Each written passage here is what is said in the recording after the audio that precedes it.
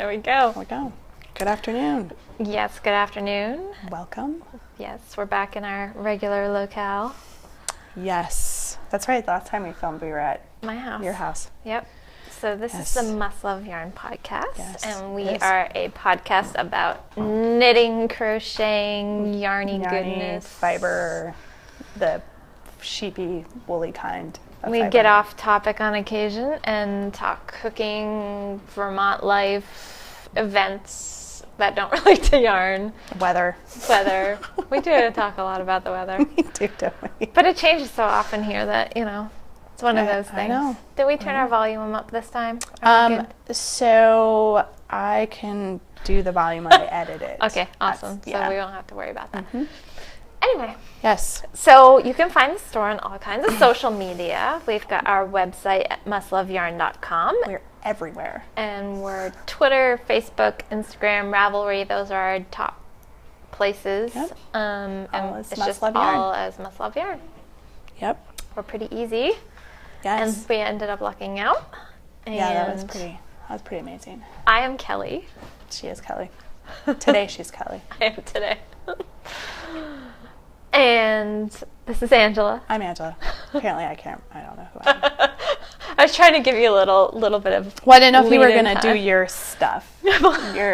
your social media stuff first. Well, I can. So on Ravelry, I am Kelly Spins. And feel free to friend me because I like that. Mm-hmm. I like to look at other people's pages and get ideas. Yes. And on Instagram, which is the other place that I'm most active, I'm Kelly O Spins. Correct. And you can find me on Ravelry and Instagram as Junior Bird Kid, and that's JR Bird Kid. I'm definitely probably more active on Instagram than Ravelry. I do poke around a bit on Ravelry, but if you want to actually see what I'm up to, Instagram's probably the place to follow me. But feel free to friend me on either place. Yeah. Totally fine. So those are sort of my public knitting persona places. Mm-hmm. So. Yep.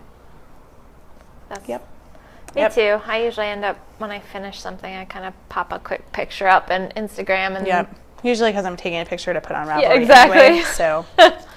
Yep. So thank you for everybody for your patience for last week. I think we had indicated the week before we probably weren't going to be able to film or to record, and my schedule changed, so we would have been able to, but I've got the nasty cold. Actually, you may still be able to hear. I still have it, and I completely lost my voice last week on like Thursday and Friday. Literally could not talk. My kids thought it was hilarious. And Mommy can't yell. I know. From the back seat, I'm getting what? And I'm trying to like croak like just like, don't make me stop this car. Came to mind. But so the voice is back for the most part. So we're back to film. And I'm just kind of bummed we couldn't do it last week. But you know what that means? That means Kelly has finished a lot of things. I've finished 2 things, but I also started a whole bunch of things too. Of course you did. So I've got lots of stuff to show you. That's awesome. So I have, so there's 2 things on the needles that you've seen before, 2 things that you haven't seen before, and 2 finished objects, one that you've seen and one that you haven't seen. Okay. So, keeping it fresh. That's right. Keep it going. Yeah. So I guess you're up then, because I have no finished objects. Okay. I thought I was going to have a half finished object, but. All right. So my first one, I actually talked about doing this squishy hat. We got squishy fever here. Squishy fever. They're so quick. They are super quick. This is a squishy hat that I made for my farrier, and I was actually going to have to just take a picture and have you insert it or just show it on the screen because my farrier was supposed to come on the 24th. Oh. But it was the day we had kind of that icy mess, and she actually has to come over like through 2 mountain passes to come over to the side of the state because she's from central Vermont. So it's very understandable that she didn't come on that day. So then she has to kind of shift everybody around in the schedule. So I still have it. And we've definitely had some interesting weather the last couple of weeks. So yeah. So this yarn is a skein of yarn that a sales rep dropped off. They wanted us to test it out, so I tested it out in a hat. Nice. And it is the Ella Ray Lace Merino Chunky. Yes, it's lace, and it's chunky. But it's kind of what they use. So I think they started with the lace merino. That was kind of their thing, and it's 100% merino. Yep. And but then they added a DK, a worsted, and a chunky, and they just kept the lace merino part to kind of designate and differentiate it from other things, and kind of say, this is our really nice 100% merino. And it is nice. It is. And I touch it a bit, and then I'm going to be petting your head. That is nice. Yeah, it is really nice. So it's one that I would definitely consider bringing in because it's soft. Yeah, and a chunky, and it's. We have a lot of different chunky yarns, but we do. To have one that's that soft, that doesn't have any alpaca in it, is like surprising. And a lot of people, and maybe for next fall, we'll consider it. So keep an eye out for this for next fall. Obviously, since we're going into spring, we're not yet, but we're moving in the direction. We're getting our spring yarns in. Yep. So, we obviously don't want to stock up too much on a lot of chunkies, but a lot of people with the bulkier weight yarns tend to do hats or cowls or, quick 1 or 2 skein projects. You know what I was looking at today? Because it came across, must have come across Instagram. Instagram, I hate you. Is a sweater by Oregon called Deschutes. Oh. And it's like a waffle weave pullover, but it's knit out of chunky yarn. It's a Brooklyn tweed pattern, so it's meant to go with their, I think Loft is their bulky weight yarn, but that would make a beautiful and really soft Deschutes pullover. So bring it in, and I'll make one of those as a shop sample. And I put a pom-pom on. Wear it. Never, because it would probably be too hot. It'd be so hot. Wear it as a jacket. Wear it as a coat. Yeah, that's what I'd have to do. Yeah. So it was a very fun, easy knit. Squashy's fast. Did it in a couple days. So Squashy's the one that has twisted rib on the bottom, and then it's got these slip stitch lines along it, and that's what it looks like all the way around. And you may or may not remember I've knit like 3 of those. And Carol knit like 9 7 of them. Or 8, yeah. She knit a whole bunch of them for all her nieces and nephews. So, it was a really fun knit, and it's done. It was quick and easy and satisfying to have done in between. So, Squashy hat, Elena Anderson, and this is Ella Ray Lace Merino Chunky, which look for it next fall. Yeah, definitely. Because it is really nice. In fact, I'll have to have you order some at the beginning of the summer, so I have time to make the sweater. So when it gets here, that's actually when a lot of times the sales reps come in anyway, so I can have them ship some immediately. Yeah. So we can do that. Cool. And they're really nice. They're great about doing sample support and things like that. Cool. So that is one FO. Awesome. The other FO, if you follow me on Instagram, you probably already saw this. So I finished Interlude, which is the worsted weight shawl I was working on. And it's very long. Very long. It's very pretty. So there's a lace section here, which you can sort of see. Kind of, yeah. There. Very pretty. It's all fiber stash yarn. So we carry fiber stash yarn. She's a local dyer to us. If you haven't seen the podcast before, she is a couple towns north of here.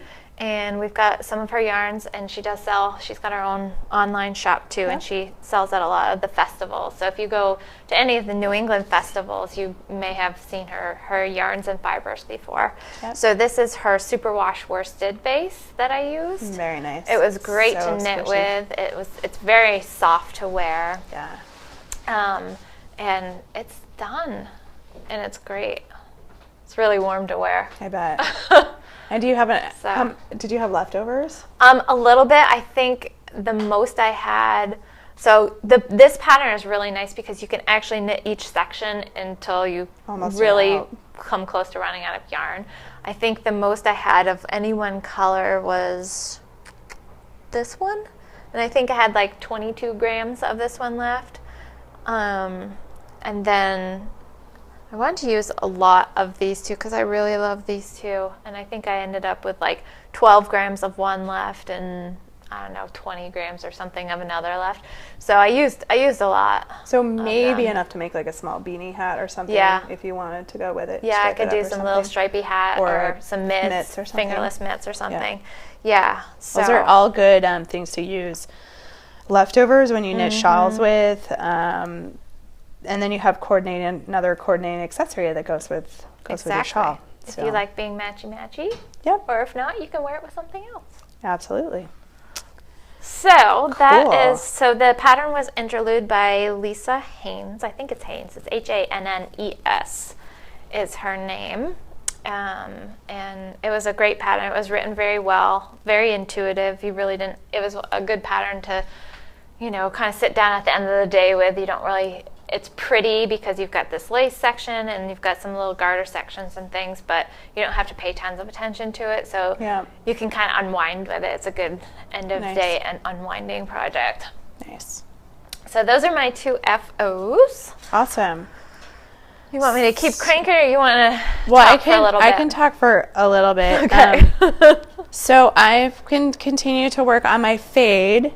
I'm in mid-row, so it's going to be a little awkward to show this, but I'll manage here. It's really pretty. So I'm on my 4th color, which is this dark green up here, and I'm just doing the garter. There's a garter section that's intermixed with like a lace portion. So I have 3 more colors to go. So this shawl is huge when it's all done.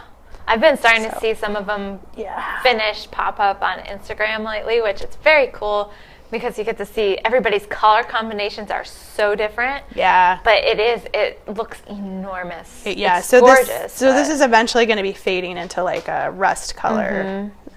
So we'll start with some of adding in the little rust tones in the next couple of colors. Yeah. So it's beautiful. Thank you. It's a fun knit. It really is. And there's going to be lots of leftovers, so I've been trying to figure out what exactly I'm going to make with a lot of leftovers. So does she tell you like how many rows to do of each in each section? Yes. So it's not as... Yes. So you could, I suppose you could knit it longer in each section, but then your stitch counts would be That's what I was going to say. You'd have to make sure you knew what your stitch counts had to be a multiple of. Yeah. So if you didn't have as much yarn, there's ways to work in the next color in the garter section that's sooner or later than you would normally for what the pattern calls for, but I probably wouldn't knit further than what it tells you in one color, because again, it's going to mess up your stitch counts. So the pattern, I think the most it uses of any one color is like 360 yards. Oh. And a lot of the colors are only a couple of hundred of yards. So if you have leftovers, it's a good use for leftovers. Okay. Or I'm going to have a lot of partial skeins left. That's what I was curious, because I haven't done the pattern. I haven't even really looked at it, but I remember everybody saying they need something like 7 colors or something. Yep. So I didn't know if it was 7 full skeins or if it was 7. I think if you do the math, it's the equivalent of almost 4 full skeins on the yardage. So it's almost 1,500 yards of yarn when you're all done. Yeah. But broken up about between 7 different colors. So you're going to have a lot of partial skeins. Like for example, let me see this silver. Actually, this one's on top. So this is what I have left of the second color, and I haven't weighed this to see how much is left on there, but I could probably get a pair of socks out of that, particularly if I did toes and heels and cuffs in a different color. So or you could do some of the shorty socks. Or do some shorty socks. So, I'm going to be able to do a lot of other things. There was, some multicolor cowls. Joji Locatelli has one in the interpretations book that uses 3 different colors, and I was like, oh, that would be cool because I'm going to have 3 coordinating colors left over from this. So that would be really cool. May make one of those. Or some shorty socks. Because it's all sock yarn. So, something. Yeah.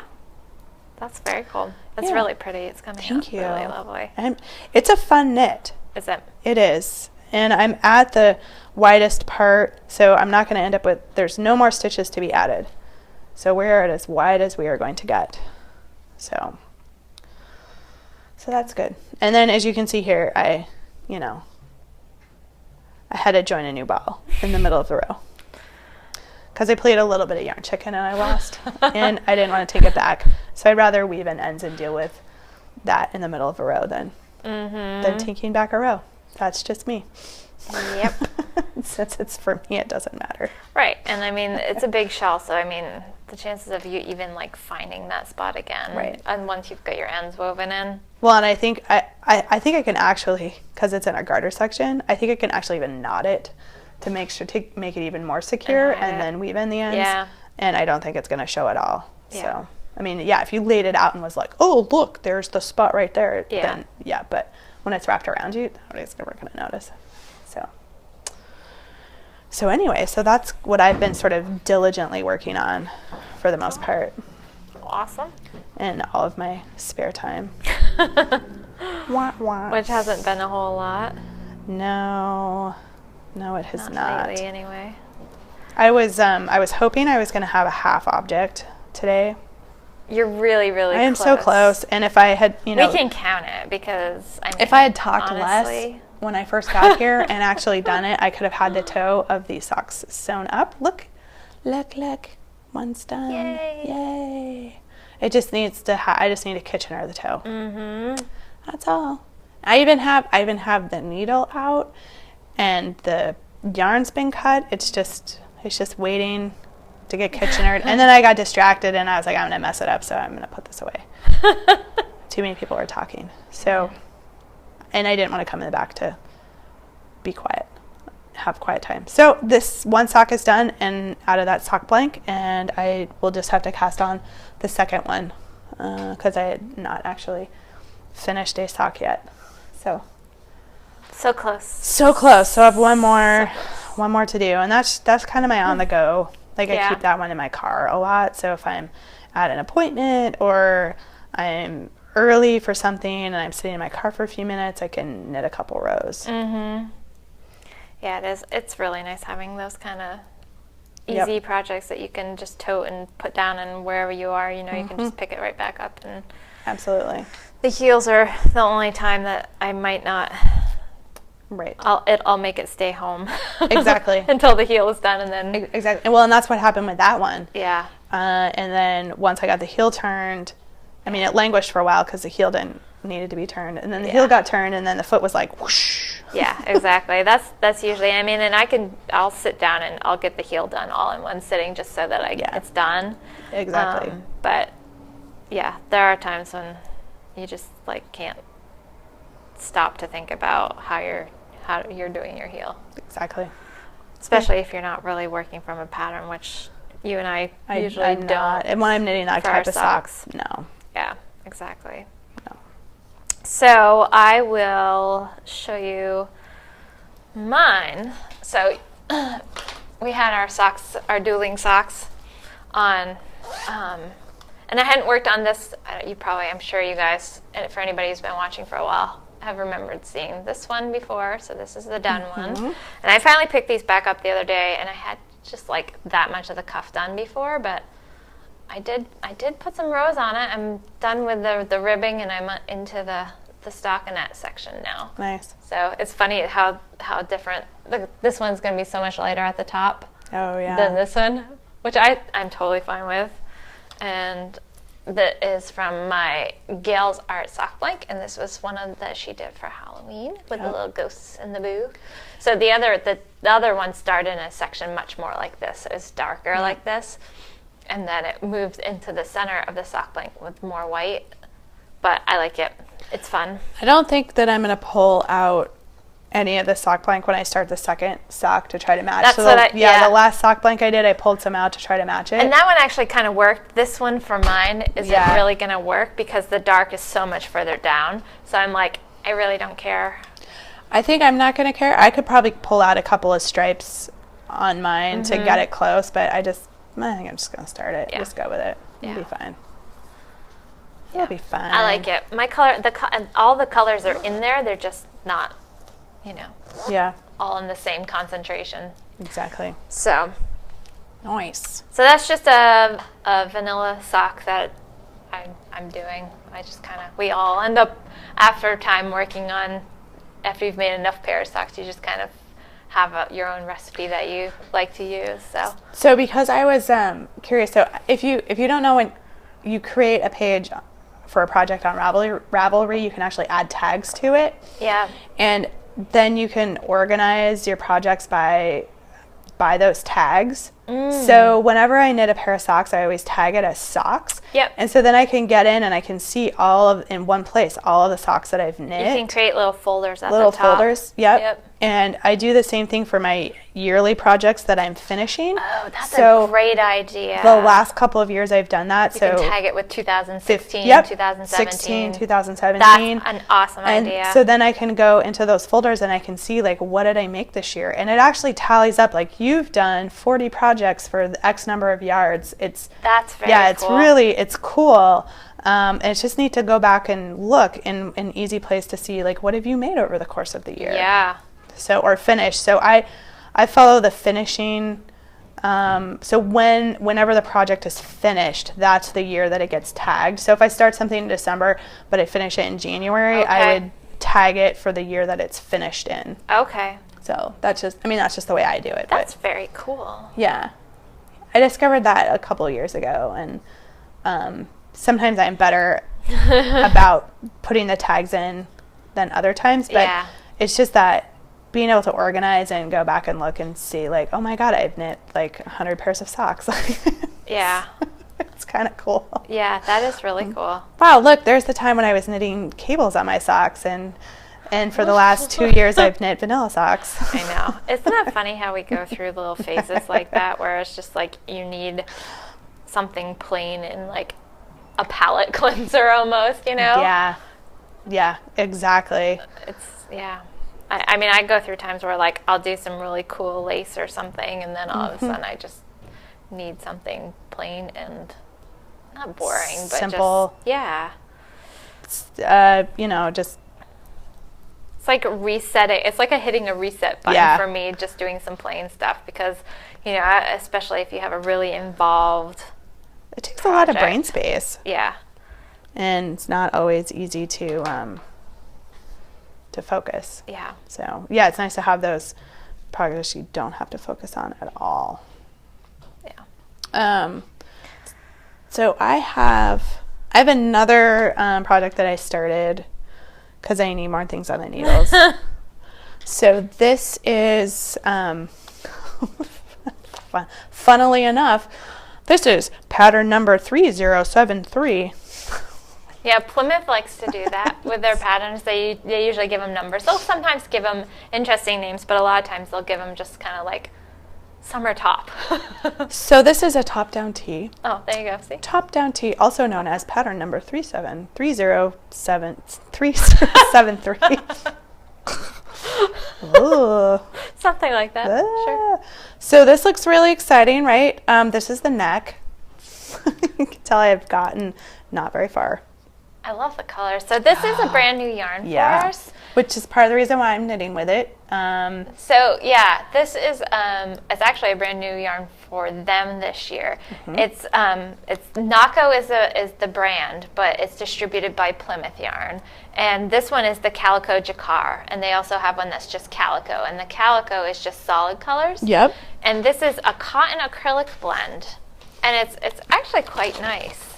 So it'll make really nice summer tops. And So for those of you who can't use your imagination, because I couldn't with this either, what are you knitting? Yeah, it's really hard to tell sometimes.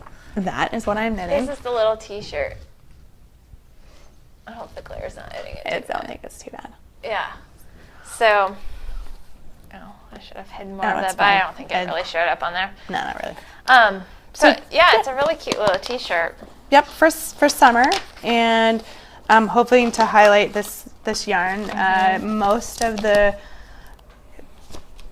sizes call for 3 to 4 skeins, and I believe it retails for about $9 a skein, $8.99 I think. Yeah, it's not terribly expensive. So it's all the sizes. This would make really great baby stuff too because it's machine washable. Yep. You do have to dry it flat, but it is machine washable, and we've got 3 different of the kind of multicolored and some solids. And we've got some solids, some coordinating solids too, so you could actually do some really kind of interesting things with it. If you're doing a sweater, you could do some button bands in a coordinating solid, or do the sweater in a solid and do button bands in it.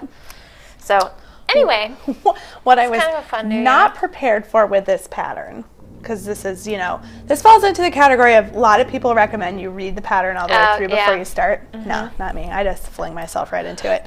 And then I get in the middle and I'm like, what do you mean there's short rows?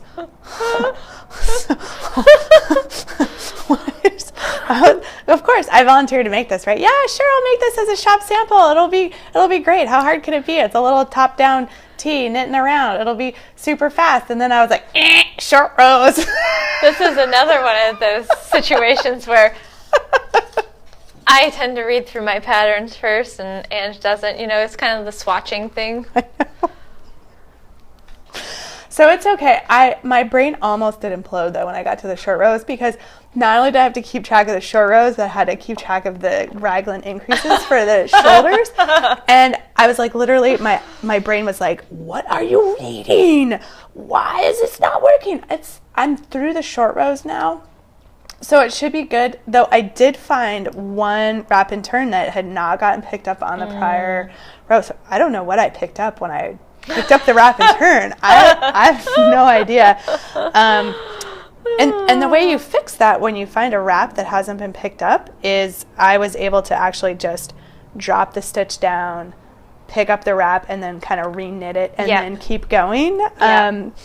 So I'm still not entirely sure what I did wrap when I came back around the other direction, because I shouldn't have had a wrap that picked up. Well, who knows? So hopefully what won't happen is that I won't get down to dividing for the sleeves and then joining in the round and then won't hold it up and go, wow, something is really off on this sweater because of something that got messed up with the wrap and turns, which is entirely possible. But I have the right number of stitches, so for the increases, so at least the increases are correct. Right. So stay tuned.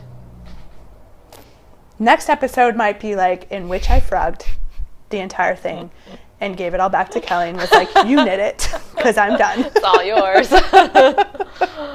I'm not doing it. So yeah. Anyway, but this is on US 6s. It's quick. When was I in here when did I pick this yarn up? Like Monday, Tuesday? Monday? Yeah, you're not working on Tuesday. You don't work Tuesday. So I know. So Monday. So I clearly didn't pass it on Monday because I didn't have my needles with me. So Tuesday. So this is Tuesday and Wednesday, and this a little bit this morning. Do you like working with the yarn? It's nice. Good. For cotton. Yeah. It's really nice. It doesn't have as much give as, say, like a wool does, but it's not, the acrylic gives it just enough give that it's not as hard on your hands as knitting with just 100% cotton. It feels really nice.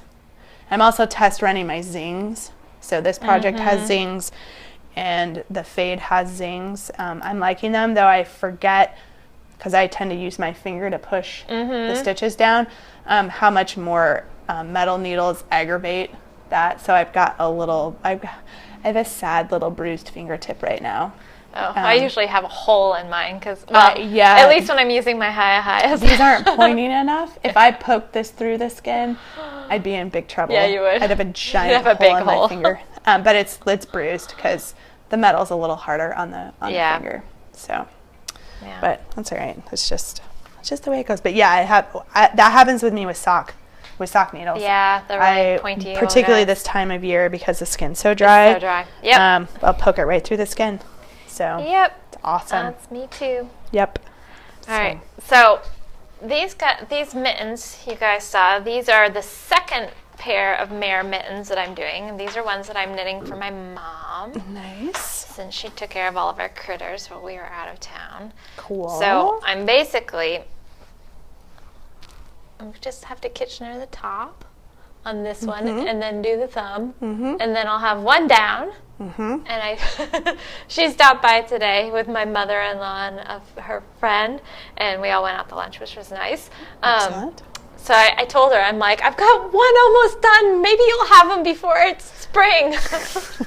While we still have cold weather.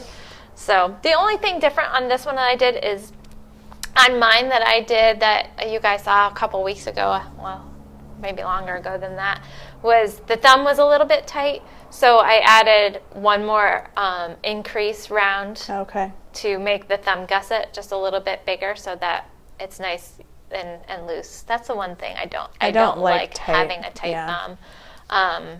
So hopefully it should all be, the palm is a little bit snug, but it's not bad.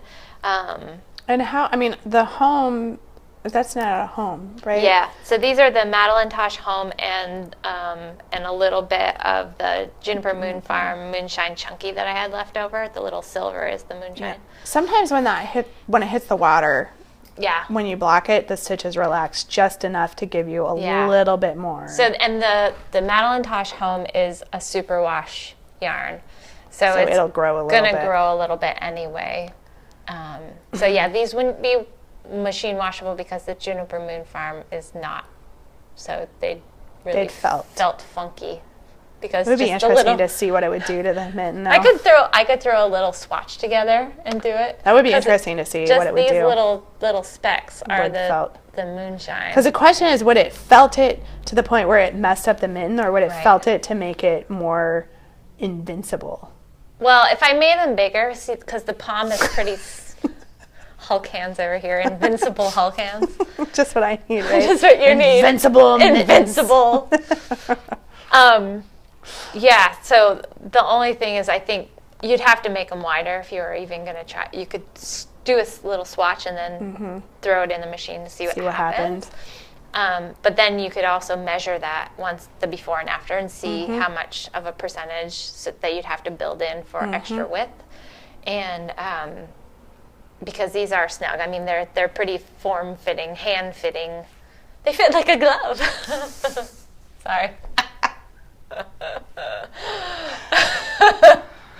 No, I think that's our title. It fits like a glove.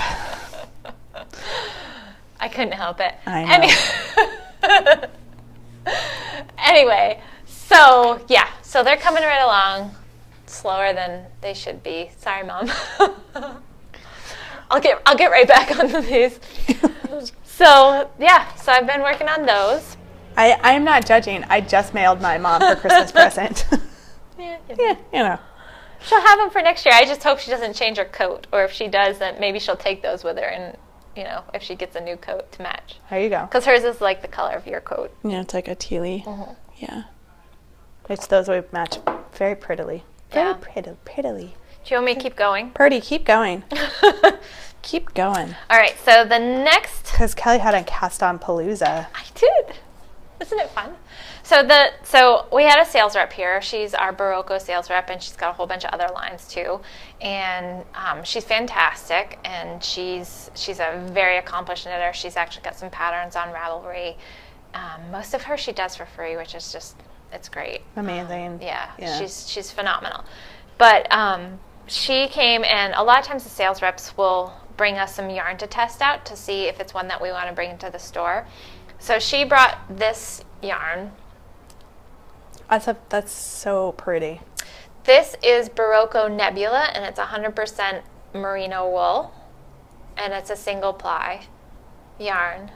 And it's got, as it changes color, it kind of heathers, and that's how they've changed the color. You get the color changes on here. And it is really pretty. And I told her about the glass onion shawl, which I showed you guys in the last episode. And it's really pretty, and it's meant for yarn that has the long striping repeats like this. And I was going to do a shop sample of that pattern in this yarn. And that's, she gave me this so I could just knit up a store sample and see if I like this yarn, which I do. It's knitting up really well. It's holding together really well for being a single 100% merino yarn. But after downloading the glass onion pattern and looking at it, I realized that for somebody who just wants to come in, a lot of times when people see our shop samples, they're looking for something that they can just sit down and get right to work with. And this pattern the glass onion pattern is very doable, but it's one of those that I think it's beautiful and would appeal to people's aesthetic, but when they sit down to knit it, it's going to be more of an undertaking for just... It's going to take a pretty high level of focus. It is. And so I didn't want to knit, especially something for a store sample, which I may get to it at some point anyway, but I wanted to have, especially since we're so new, we're building up our supply of samples for the store. Right. So I wanted to do something that would appeal to a lot of people that knitters of more levels of knitting could handle, because the glass onion is a little bit more advanced. It's gorgeous, and we'll get there. But so what I did is I ended up just doing a hitchhiker with it. Nice. And it's beautiful. Oh, wow. Isn't that really lovely? Look the at color that. Transitions are just gorgeous. That's they're amazing. Nice and gradual, and they're just really, really lovely. Oh, so when are we getting that in the store? So this we could actually bring in any time. It's technically, they're calling it a sport weight, but it really, if you can knit it to a sport weight if you want to, because it is a single, it's fuzzy, it's gonna bloom and puff up. Yep. But you can also knit it to a fingering weight, which is kind of what I've gone for, and it would work in a lot of fingering weight patterns. So if you have used Zauberball before, mm-hmm. It's very similar to that, which we actually have a whole bunch more of that coming in too. So the repeats are nice and long like that. The yardage is good on this. I don't have the label with me. It's more of a fingering weight kind of yardage for 400-ish, give or take, yards. I think it actually might be over 400 yards. Nice. So there's a lot of really good yardage with this. And it's a Barocco, so it's probably going to be pretty reasonably priced as well. I'll get that information for you guys. And if I remember, I'll make myself a note to put it in show notes so that I can let you guys know. So this is something that I'm definitely thinking about bringing in for the store, and it's fun to knit with, and they've got some really pretty colors. This one was really, really stunning. Yeah, that's so. And gorgeous. It would be a compliment to some of our others, like the Zauberball and things, because I'll focus on colors that we aren't getting in the Zauberball and do. Especially this one is really pretty, and I don't remember when I was looking at the Zauberball color cards seeing one that was quite like this. They've got some lovely ones, but not one that was this combination. Yeah, so that's really nice. Anyway, and Hitchhiker is such a fun, easy, intuitive. You don't have to have the pattern in front of you. That's one I actually have not knit. Can you believe it or not? It's really easy. So it has the little teeth on the edge. Super, super easy and really fun. And if you haven't heard of Martina Baim, this is one of her patterns. She's done a lot of patterns. She's done the Hitchhiker. I think is probably by far one of her most well-known patterns. It's been around for a while, but she's got a lot of other ones. She does, yeah. And so her thing, she hates to purl. So if you hate purling, check out her patterns. Yep. They're very few purl stitches in them. Very few purl. There's only a purl at the end of each of one of the sides of the rows, and then the rest is garter. So you'll notice a lot of her patterns have garters, a lot of garter stitch in them. And a lot of her shawl patterns are written from the point, so you always start with just a few stitches, so one of the wingspan points, and then you knit it, and you're adding stitches as you go, so you're creating the V triangle that would kind of sit and hang down as you go, and you build, and then you start going back down to create the other point. Which is handy as well when shawls or scarves are built in that fashion, because you can weigh your ball, and when you get to about the halfway point, you can then start your decreases, and you can utilize much more of the and she's really good about writing her patterns that way. She's like, you can knit, I knit mine this, but you can knit until here, and then make sure you save this amount of yarn for finishing. And it's her patterns, they're very well written, they're easy to follow, and they're a lot of fun. A lot of her patterns are just really intuitive and just really good, more relaxing knitting, Which we all need sometimes. Which you really do. So that's why I've been kind of cruising along on this, because I don't have to pay that much attention to it. It's a lot of just knitting. Yeah. The only thing I have to keep track of is, how many rows I've got before it's time to do another little tooth. And it's great. So, and they're easy to see because you can just count the garter ridges, and then you're there. Yeah. So it's really, it's nice. So that is that. And then I got one other. Are you guys sick of hearing about all the?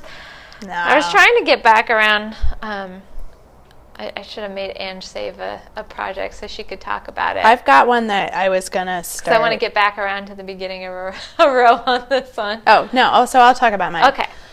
So I'm gonna be good, and are you listening? I'm gonna knit a swatch.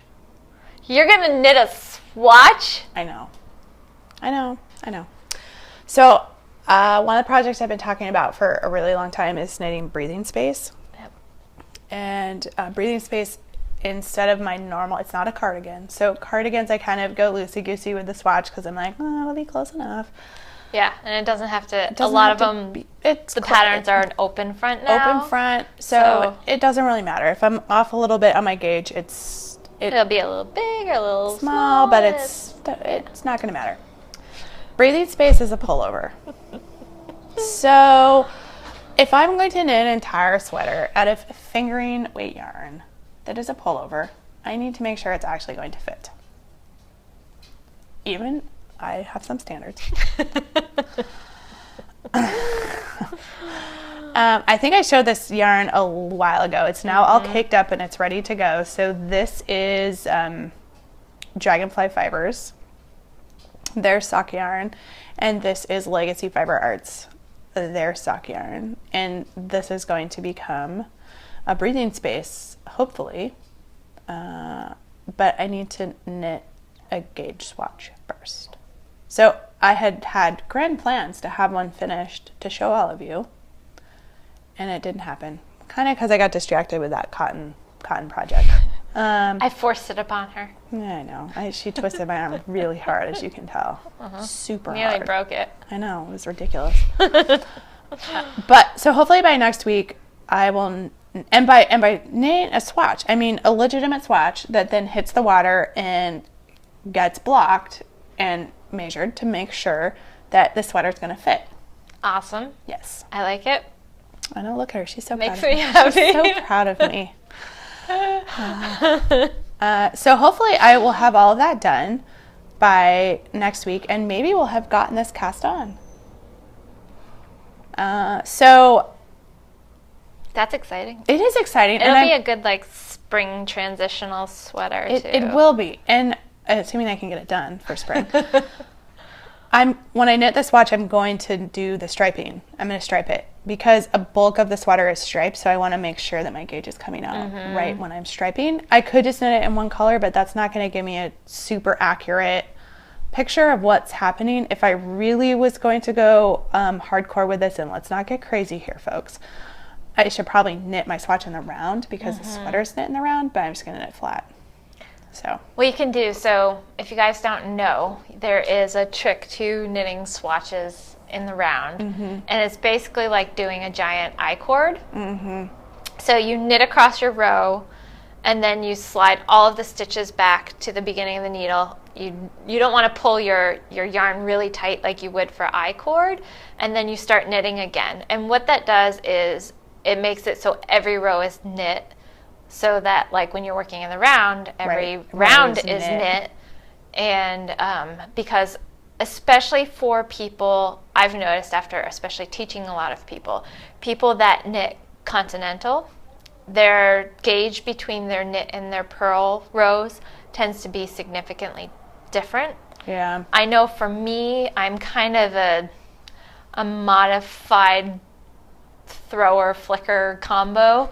So I knit with my right hand most of the time. I can knit continental, but for me, because that's not how I learned, I can knit pretty fast that way. Purling or having to switch back and forth is a little bit slower for me, so I just automatically go back to my throwing / flicking. So I tend to keep my finger out a little bit like a flicker would, but I tend to have more motion, and sometimes I'll actually even use my 2 fingers to wrap the yarn, but I don't take my hand off the needle. So, and I know for me that when I'm knitting, just from doing a lot of different knitting and comparing swatches knit in the round and swatches knit flat, that there's very little difference between my knit and purl rows. So I tend not to, if I have to knit something in the round or get gauge or that kind of thing, I tend to just knit my swatches flat, because I know for me, unless I've been knitting continental, that my gauge is pretty much dead on. My stitches are pretty even. My purl stitches sometimes are a little bit looser, but I think I'm just going to knit it flat. It's going to be close enough for me. So yeah, and that's usually what happens. People's purl stitches tend to be a little bit bigger or looser than their knit stitches. So just a fun little fact for anybody who's fun fact. Yeah, anybody who's doing gauge swatches. If usually the designer will tell you how they measured gauge, and sometimes they will actually just knit a flat swatch, even if it's for something that's in the round, and then they'll measure that, and then they'll just use, use that same needle to knit the project. So as long as, you assume that they haven't changed anything else, then if you match your flat gauge to their flat gauge, then it should be right. Right. So, yeah, take a look at your patterns when you go to do that. And a lot of times, sometimes they'll tell you to do it in stockinette. Sometimes they'll tell you to do it in, if there's a pattern stitch. To do it in pattern. Yep. So. So that's what I'm going to do.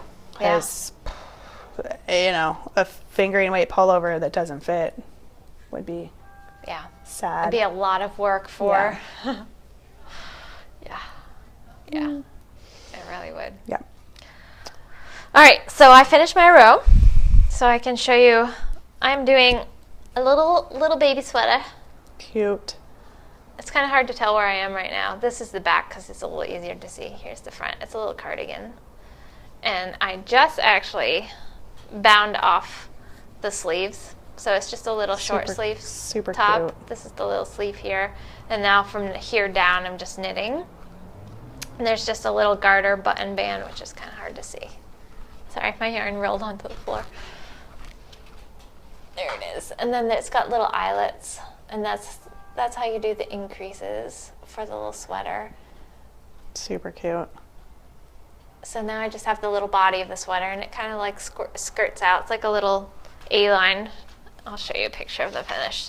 So the pattern is a free pattern, and I don't think there's anything on here that will give anything away.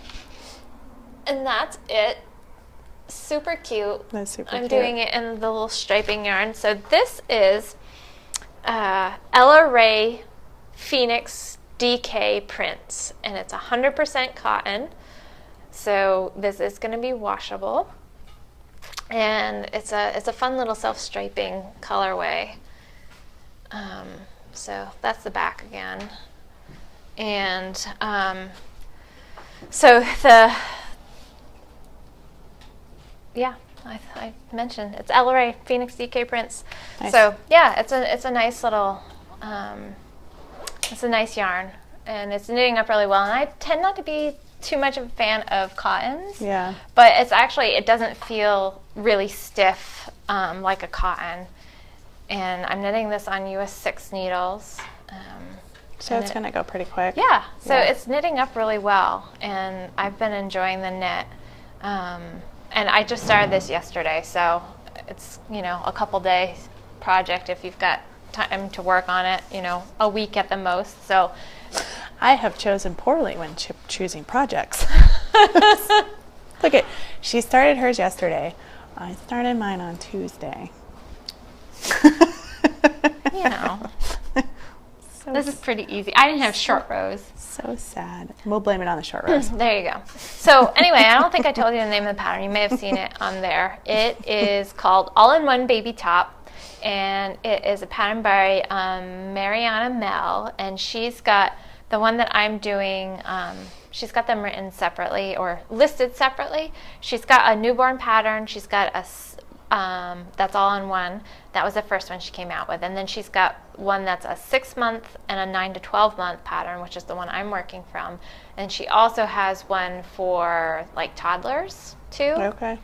So she does go up through the sizes pretty well. And they're really straightforward, easy, fun knit, quick knit. So if you've got babies or little ones to knit for, it's a great pattern for that. So cool. Yeah.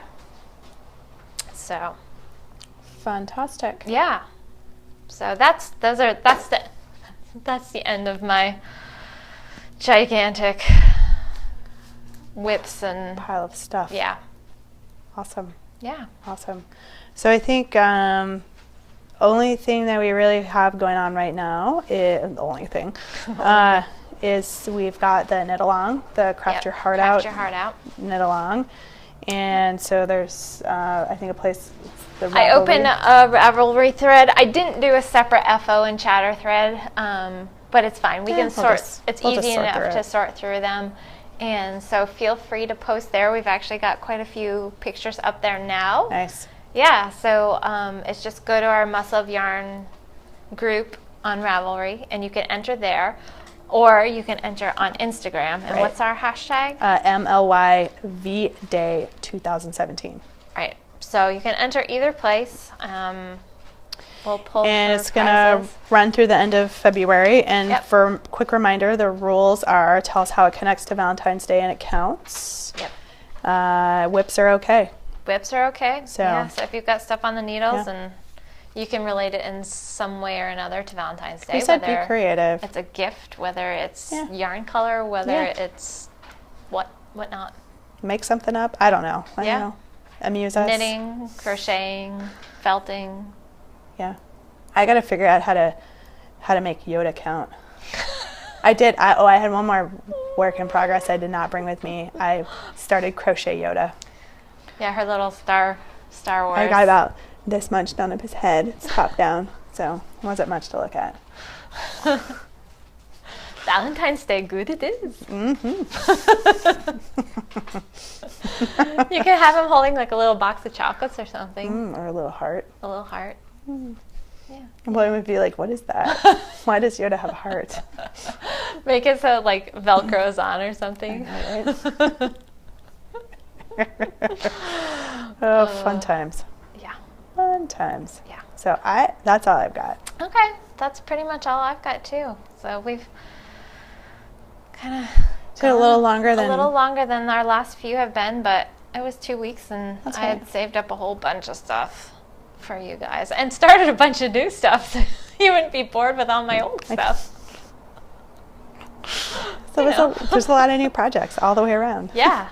Let's see how many of these will be FOs next time. Or how many new projects we've started next week because we get tired of the ones we're working on. Which is more likely what's going to happen.